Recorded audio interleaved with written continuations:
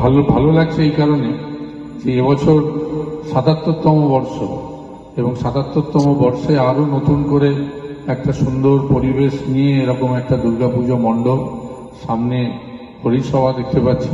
সুতরাং এরকম একটা পরিবেশে আসতে পেরে আমি নিজেকে অত্যন্ত ধন্য মনে করছি।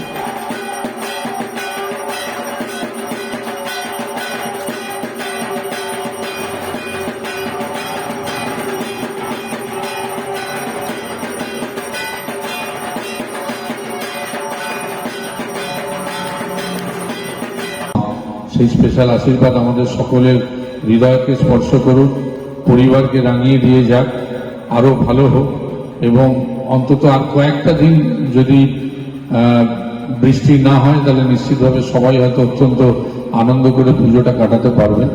আমাদের মাননীয় মুখ্যমন্ত্রী অত্যন্ত উদ্বিগ্ন, আপনারা জানেন যে দুদিন আগে যে ঘটনা ঘটে গেছে, একটা ক্লাউড বাস্ট হয়েছে, এত মিলিমিটার বৃষ্টি হয়েছে, কি অবস্থার মধ্যে দিয়ে আমরা গেছি।